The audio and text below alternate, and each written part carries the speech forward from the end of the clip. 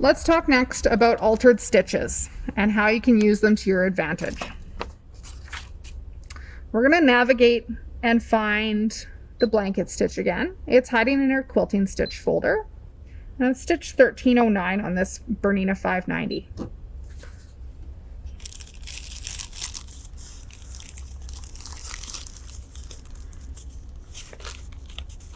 Most stitches on your Bernina have a default setting that is reasonable for lots of applications, but might not be just right for you. The first thing I'm going to do, I've noticed that the I for information is highlighted yellow on screen. I'm just going to hit clear. I must have been using this stitch earlier and made some adjustments to it. I'm going to hit clear to take it back to default. We're going to stitch this out just a little ways at our default settings. The default stitch width is 2.3 millimeters and the default stitch length is 2.6 millimeters. This is quite a small blanket stitch, which would work for fine detail work when you're doing applique, but it might be too small if you've got big chunky wool applique that you're trying to work with. So in the instructions, it says to adjust the width to 3.5 millimeters. You can do that using your control knob, the top one. So 3.5 millimeters for your width and a length of 4.1 millimeters.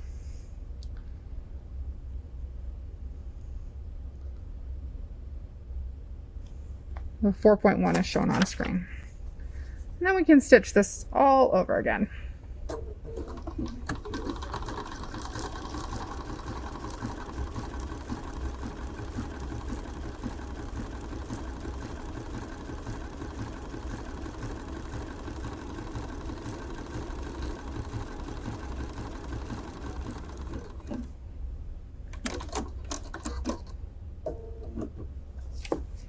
So it's a much bigger, longer blanket stitch than the default setting.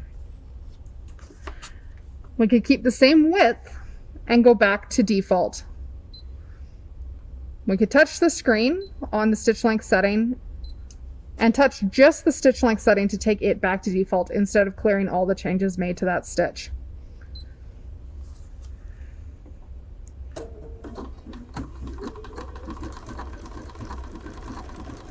It's a width of 3.5 and a length of 2.6. It's going to be a very different look than what we just had.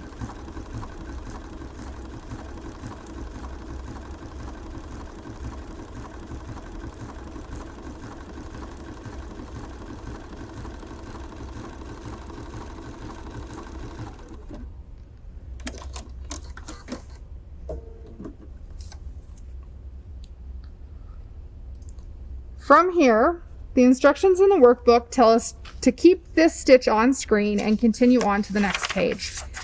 We're going to talk about the memory functions on your Bernina sewing machine. Your machine has two types of memory. It has temporary altered memory, as well as permanently altered stitch memory. There's also an option to save stitches in personal programming. So there's actually 3 ways of saving, depending what you're doing. Lots of fun. The temporary altered memory is the memory that your machine uses while the machine is turned on. So while I'm using the machine, if I've changed this particular stitch in some way, it's going to remember what I changed it to. So if I was doing a project where I was piecing a little bit with a straight stitch and then going and doing some applique with a blanket stitch, it will remember how I had my blanket stitch set until I turn the machine off. So I'm going to do a little bit of straight stitch and then we'll go back into my blanket stitch that I was using earlier.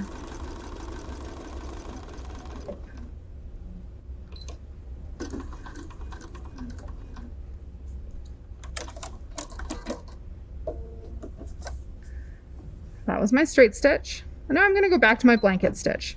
When you go back into the blanket stitch, you'll see that that stitch width is still highlighted yellow, indicating that it was changed. And it's set just the way I left it before I flip the page in the workbook. So the width is at 3.5 millimeter, which is wider than normal, but the length is at the default length of 2.6.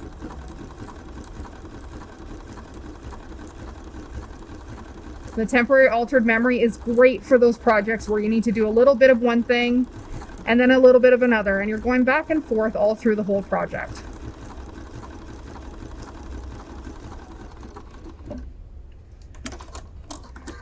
You don't need to remember to change all those settings as you go in and out of those stitches. The other option you have is permanently altered stitch memory.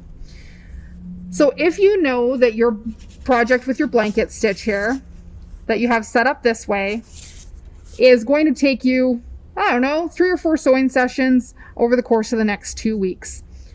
I sew late at night and I don't want to have to remember to come in and change my settings back to this stitch every time I turn the machine on. So in your eye for information, on this particular stitch, on every stitch, you have the option of saving changes you've made into the permanent memory. That's a little save icon down here. So using that save icon saves the changes you've made, and next time you come into this stitch, this is how it will be set up. I'm just going to turn the machine off to prove this right.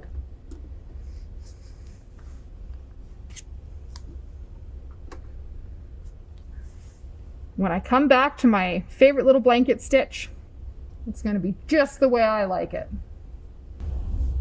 The machine wakes up in your default number 1 stitch, and I'm going to navigate back to my blanket stitch, which is stitch 1309. When you come in here, you'll see that the eye for information is highlighted yellow, indicating a change has been made. And you'll see that that permanent memory sign is still on, and our width is still at 3.5, which is not the default width. And we're ready to keep sewing on our project.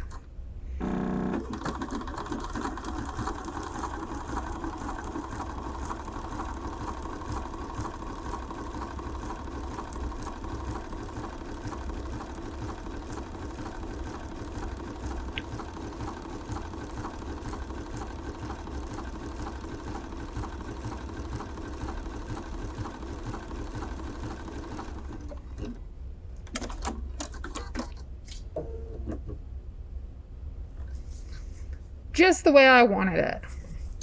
If you're all done this particular project and you don't need your default blanket stitch to be altered anymore, you can hit the unsave option in your eye for information menu, and it will allow your stitch to go back to default. When you turn it on next time, it will wake up in completely default Bernina setup at the width of 2.3 millimeters and the length of 2.6.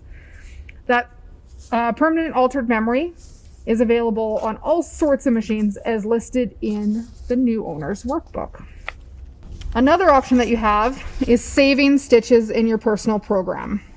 I like doing this for particular stitches that I need for a particular project that I don't do frequently. Every once in a while, I need my stitches to be set up exactly a certain way for a certain type of project. My example is bra making. The zigzag stitches that I use for that are not the default ones in the machine, and I like to have them altered in all sorts of ways to make my life happy. So I've saved those stitches on my machine at home. So when I'm setting up to do something like that, I'm using the personal program memory. So the 3-step zigzag, which is stitch 16 on this machine, I like longer and a little bit narrower. And I also like to move the default needle position over all the way to the right. Lots and lots of changes. And I like to have this stitch saved this way every time I go into it, so that it's easy for me to set up and make a new bra if that's what I'm up to. So to save a stitch in your personal program, once you've got all the changes made that you want, you're going to select the heart at the bottom of the screen. The middle icon here shows a little arrow going into a folder. That's your save to a folder option.